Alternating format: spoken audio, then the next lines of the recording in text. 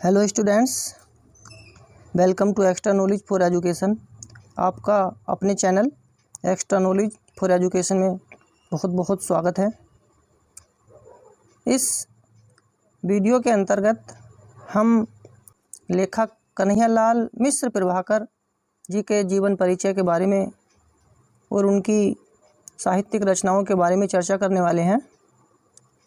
आपसे निवेदन है, इस वीडियो को बहुत ध्यान से लास्ट तक देखिए। बहुत ही महत्वपूर्ण वीडियो है ये, क्योंकि आजकल प्रत्येक कम्पिटिटिव एग्ज़ाम में किसी न किसी रूप में रचनाएं आती हैं। तो आपसे निवेदन है, बहुत ध्यान से वीडियो को लास्ट तक देखिए। शुरू करते हैं कन्हैयालाल मिश्र प्रभाकर जी के जीवन परिचय के बारे में और उनकी साहित्यिक रचनाओं के बारे में। स्वतंत्रता संग्राम की ज्योति और पत्रकारिता की साधना में जिन साहित्यकारों और गद्य शैलीकारों का अभ्युदय हुआ है, उनमें प्रभाकर जी का विशिष्ट स्थान है। हिंदी में लघु कथा, संस्मरण, रेखाचित्र, रिपोर्टाज की अनेक विधाओं का इन्होंने परिवर्तन और पोषण किया है। ये एक आदर्शवादी पत्रकार रहे हैं। अतः इन्होंने पत्रकारिता को भौतिक स्वार्थों की सिद्धि का साधन न बनाकर उच्च मानवीय मूल्यों की खोज और स्थापना में ही लगाया है। प्रभाकर जी का जन्म सन 1906 ईस्वी में सहारनपुर स्थित देवबंद ग्राम के एक सामान्य ब्राह्मण परिवार में हुआ था। इनके पिता पंडित रामादत्त मिश्र की आजीविका पूजा पाठ और पुरोहिताई थी, पर विचारों की महानता और व्यक्तित्व की दृढ़ता में वे श्रेष्ठ थे। उनका जीवन अत्यंत सरल और सात्विक था, पर प्रभाकर जी की माता का स्वभाव बड़ा कर्कश और उग्र था।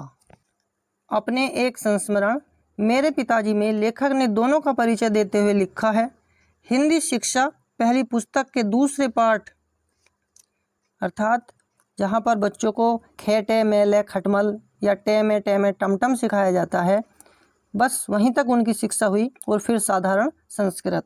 उसके बाद बस हरिओम, अर्थात यानी बाप पढ़े ना हम। उस किशोरावस्था में, जबकि व्यक्तित्व के गठन के लिए विद्यालयों की शरण आवश्यक होती है, प्रभाकर जी ने राष्ट्रीय संग्राम में भाग लेना ही अधिक पसंद किया। जब खुर्जा के संस्कृत विद्यालय में पढ़ रहे थे, तब इन्होंने प्रसिद्ध राष्ट्रीय नेता मौलाना आसिफ अली का भाषण सुना, जिसका इन पर इतना असर हुआ कि ये परीक्षा छोड़कर चले आए।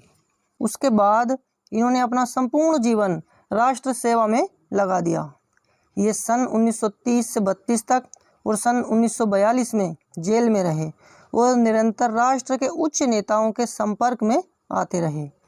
इनके लेख इनके राष्ट्रीय जीवन के मार्मिक संस्मरण की जीवन झांकियां हैं, जिनमें भारतीय स्वाधीनता के इतिहास के महत्वपूर्ण पृष्ठ भी हैं। स्वतंत्रता के बाद इन्होंने अपना पूरा जीवन पत्रकारिता में लगा दिया।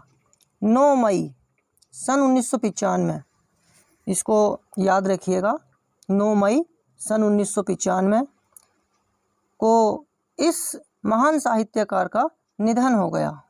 प्रभाकर जी के प्रसिद्ध प्रकाशित ग्रंथ हैं आकाश के तारे, धरती के फूल, जिंदगी मुस्कुराई, भूले बिसरे चेहरे, दीप जले शंख बजे, महके आंगन चहके द्वार,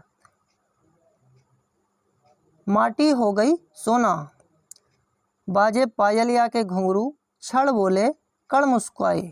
इनके संपादन में 2 पत्र सहारनपुर से प्रकाशित हुए थे, पहला नया जीवन और दूसरा विकास। इन पत्रों से तत्कालीन राजनीतिक, सामाजिक और शैक्षिक समस्याओं पर इनके निर्भीक आशावादी विचारों का परिचय प्राप्त होता है।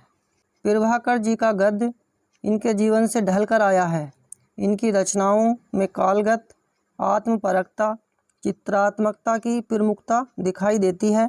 स्वतंत्रता आंदोलन के दिनों में अनेक सेनानियों का संस्मरण इन्होंने लिखा है। इन्होंने लेखन के अतिरिक्त व्यक्तिगत स्नेह और संपर्क से भी हिंदी के अनेक नए लेखकों को प्रेरित और प्रोत्साहित किया है। इनके व्यक्तित्व की दृढ़ता, विचारों की सत्यता, अन्याय के प्रति आक्रोश, सहृदयता, उदारता और मानवीय करुणा की झलक इनके रचनाओं में मिलती है। अपने विचारों में यह उदार, राष्ट्रवादी और मानवतावादी हैं। इसलिए देश प्रेम और मानवीय निष्ठा के अनेक रूप इनके लेखों में मिलते हैं। इन्होंने हिंदी को नए मुहावरे, नई लोकोक्तियाँ और नई सूक्तियाँ दी हैं। कविता इन्होंने नहीं लिखी, पर कवि की भावुकता और करुणा इनके गद्य में छलकती है। यथार्थ जीवन की दर्द भरी अनुभूतियों से इनके गद्य में भी कविता का सौंदर्य भर उठा है।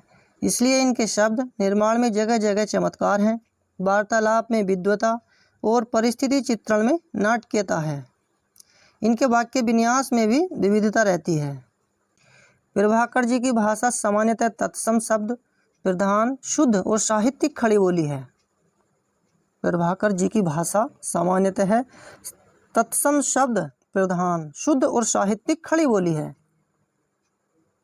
कई बार भाषा से संबंधित प्रश्न आते हैं कि इनकी भाषा किस तरीके की है, तो इसका यही सटीक आंसर है कि प्रभाकर जी की भाषा सामान्यतः तत्सम शब्द प्रधान, शुद्ध और साहित्यिक खड़ी बोली है। इन्होंने उर्दू, अंग्रेजी आदि भाषाओं के साथ देशज शब्दों और मुहावरों का भी प्रयोग किया है। सरलता, मार्मिकता, चुटीलापन, व्यंग्य और भावों को व्यक्त करने की क्षमता इनकी भाषा की प्रमुख विशेषता हैं। वर्णनात्मक, भावात्मक नाटक शैली के रूप इनकी रचनाओं में देखने को मिलते हैं। प्रस्तुत लेख जो कक्षा 12 की हिंदी में दिया हुआ है, रॉबर्ट नर्सिंग होम में लेखक ने इंदौर के रॉबर्ट नर्सिंग होम की एक साधारण घटना को इस प्रकार मार्मिक रूप में प्रस्तुत किया है कि वह हमें सच्चे धर्म अर्थात मानव सेवा और समता का पाठ पढ़ाने वाली बन गई है। वहाँ इन्होंने 3 सेवारत ईसाई महिलाओं को देखा, मदर मार्गेट, मदर टेरेसा और सिस्टर क्रिस हेल्ड। ये 3 लेडीज़ थीं जो तीनों क्रिश्चियन थीं और तीनों ही विदेशी थीं। मदर मार्गेट अत्यंत बूढ़ी महिला थी, मदर टेरेसा अधेड़ आयु की और सिस्टर क्रिस्ट हेल्ड पूर्ण युवती थी। मदर टेरेसा फ्रांस की थी और सिस्टर क्रिस हेल्ड जर्मनी की, और दोनों ही देश विश्व युद्ध में विरोधी देश रहे हैं। पर मदर टेरेसा और सिस्टर क्रिस हेल्ड ने इस संकीर्ण राष्ट्रीयता से मुक्त थी।